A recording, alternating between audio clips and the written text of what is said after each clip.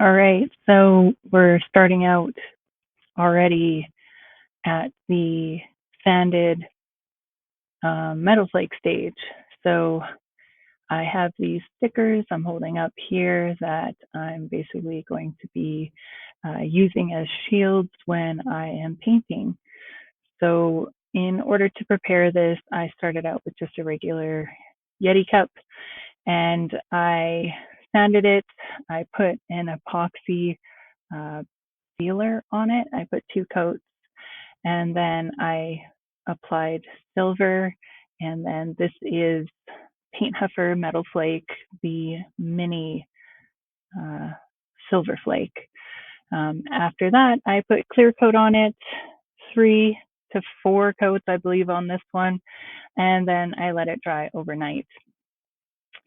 After that, I just took some 600 to smooth it out and I remasked the side there where you see the green tape. And now I'm beginning to mask out a design. Typically, I'll use that YETI, the marking there, as a guide. Kind of, I'll start there or I'll end there, and kind of I'll use that as a center point, whether I'm copying one design from the back to the front or using it as a starting point. On this one, I'm not sure where I'm going. Most of the cups that I paint, I don't really have a plan for them. I have a general idea of kind of how I want it to look, and then I just start masking. Sometimes I have to take off the masking tape because I don't like it, but in the end, it usually works out. I prefer it that way. I don't know. There's a thing to custom painting or hand painting things that the human error is kind of, it adds to the beauty. So I don't mind making errors at all, and I can probably point them out as I watch these videos. Um, just, oh, I could have done that differently, or it would have been smarter if I went about it a different way, or masked this section first. Could have saved time, but that's all a learning process.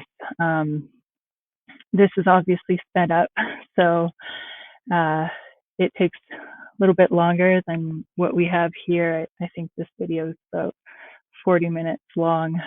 It doesn't include the time that you wait in between coats of paint or anything. It doesn't include times that I get up and walk away or get bored of it. It's it looks quick and easy, but in reality, it takes longer. I can say probably the first time I tried a cup, it took me about, I don't know, I want to say like 4 hours just to, and that's just after I masked it, after I painted it with the metal flake and everything. So I was literally 4 hours of masking and coming up with a design and painting it on. So now it takes, from this stage, I guess it still takes a couple hours. I would say around, if I have a more clear direction, um, some people see an idea that they want, or they want a specific logo, then those are kind of laid out and those go by quicker. But if I'm just doing a single cup out of my head, it takes a little bit longer. So I guess I would say anywhere from 1 to 3 hours, depending on how complex it is. Um, these are kind of where I started out, and I started doing extra, not extra, but I guess at some point you have to dip into a different realm. And so I really like this low rider sort of custom effect. It's super fun, it's poppy, it's sparkly, it's cool to have. Um, but I have tried to do a little bit more on the airbrushing side to sort of practice that. I can't say that they're super good by any means, but it's honestly it's a hobby. So if they're not totally professional, well, I think people will understand and kind of get that by just looking at the work that I have done. And I'm definitely open to new challenges, but I I try to be honest with my skills, and they're um, pretty decent, but not super great. So I like to try different things for sure.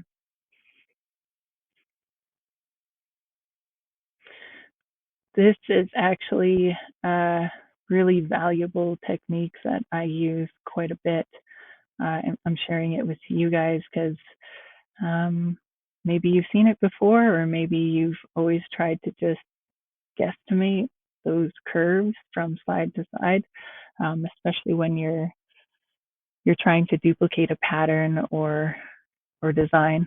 I always use, I cheat, I guess you could say. I use some type of tracing paper. This is actual tracing paper that you can get from Michael's. But if it's a full car or something, I've used just white masking paper. Um, and it works pretty well. Always with chalk though, and you can get chalk in different colors.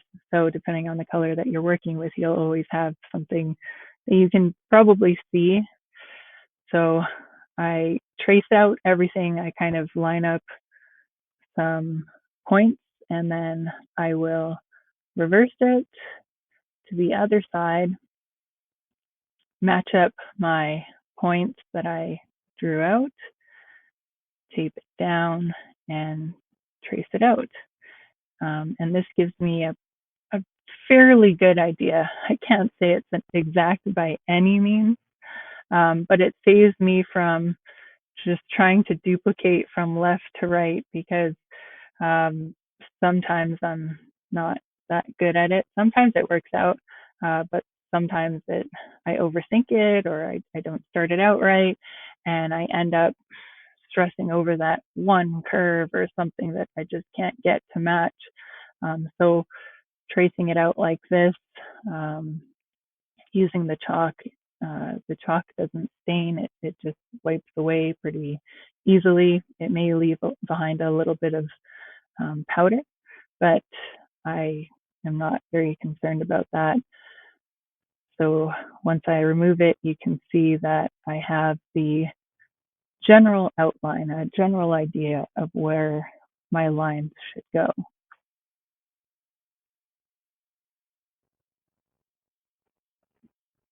Now that we have things kind of where we want them, we need to mask off areas of different colors.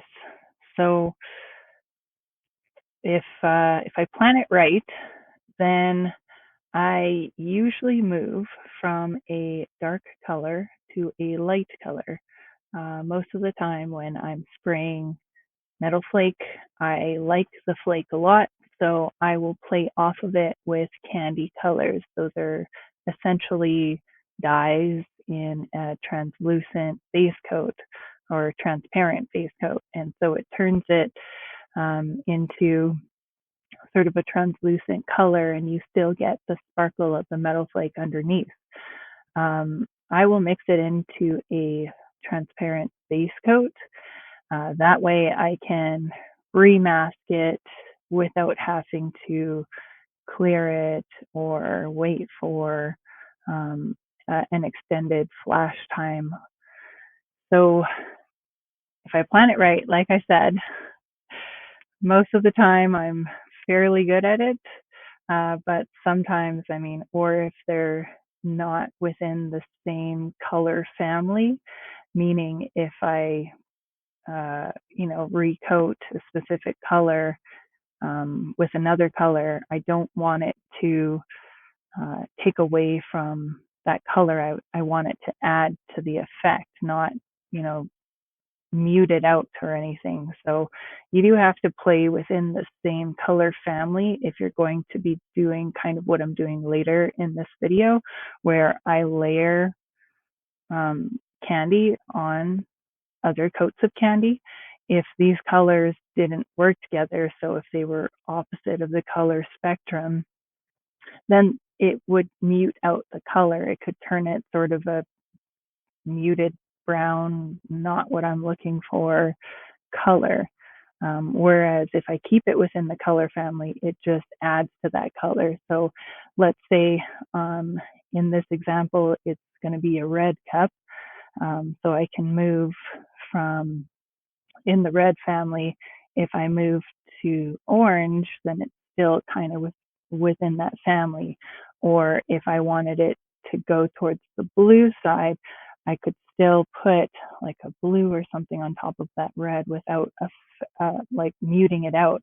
If I put a blue on top of the red, it would change it to a violet or a purple, but um, you don't want it to mute it out. You want it to always add to the effect. So you can get like a color wheel, and these are pretty cheap from your color, I don't know, from your craft store, I guess. And this kind of just gives you an idea of the color family. So when I mean you don't want to move opposite of this of the wheel, you don't want to really put like a green on top of a red uh, because that's going to mute out or brown the color. But you can put a yellow on top of a green or a yellow on top of a red, and it will just kind of move it to the, well, if it's on top of the red, it will move it to the orange side. If it's on top of the blue, it'll move it to the green side.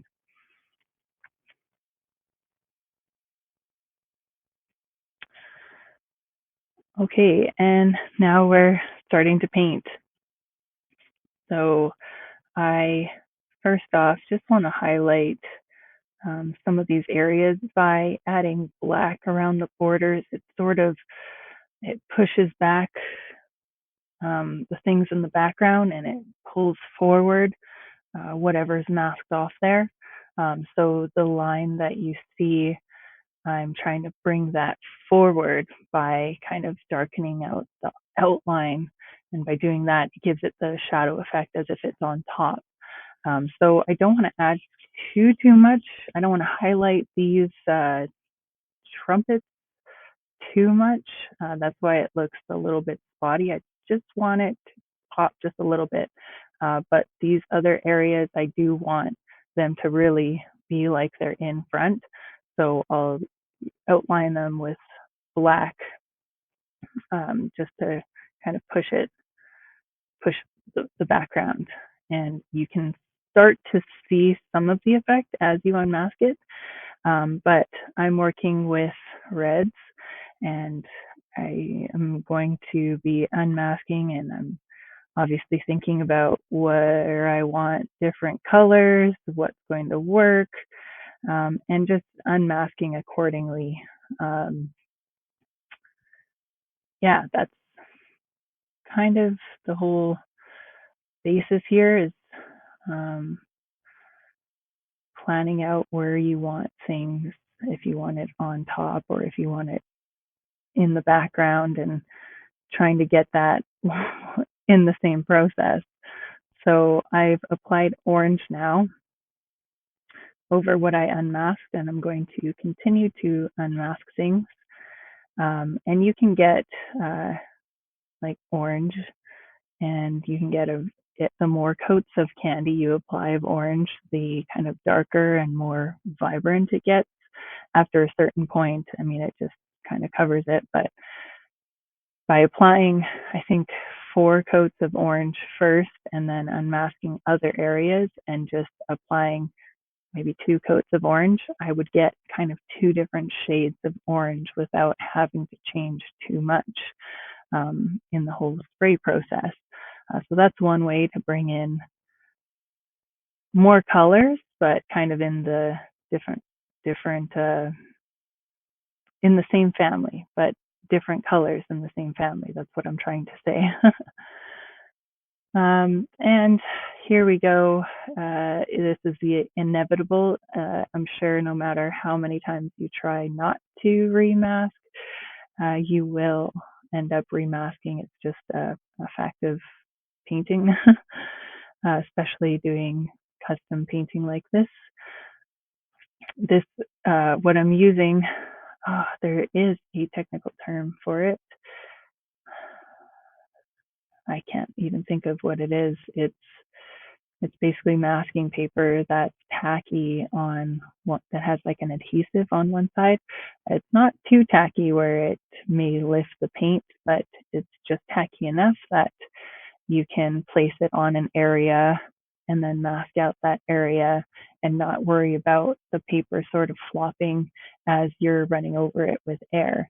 Um, that roll is pretty expensive, so I don't use it too much because I'm cheap and uh, it's expensive. So I'll try to, and you may notice that I'm trying to reuse tape and masking paper and things like that, just to save on cost because all of this stuff is expensive and it's not bad when you're using it, but when you run out and you have to buy more, you're like, oh, that's expensive.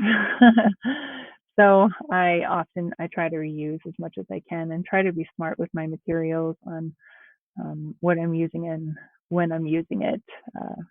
More intricate areas is where I'll use this masking paper, and I will use just regular masking paper, just the uncoated stuff for a lot of my other masking, I guess.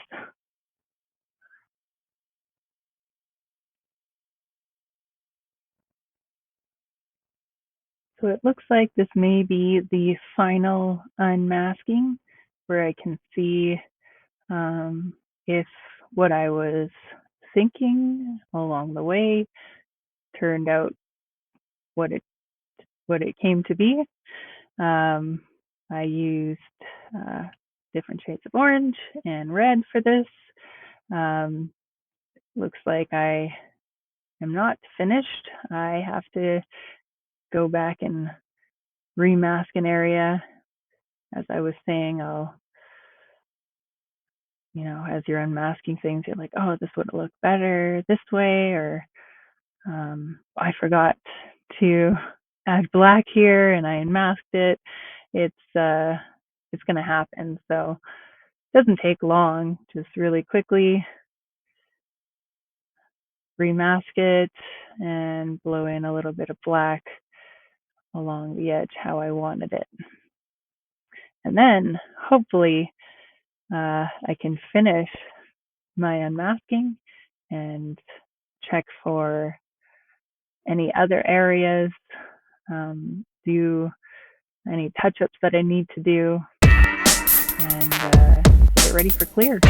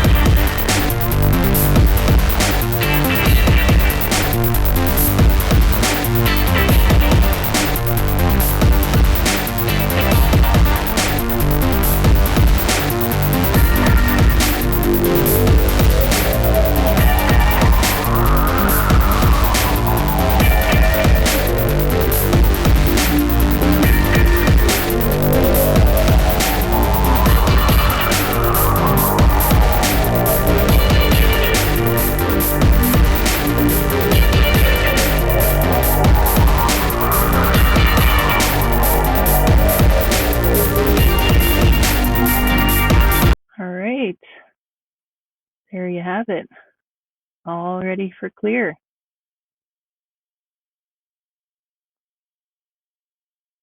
And once you clear coat and polish, that's what we turned out with. So thank you for watching, and let me know if you found value to this.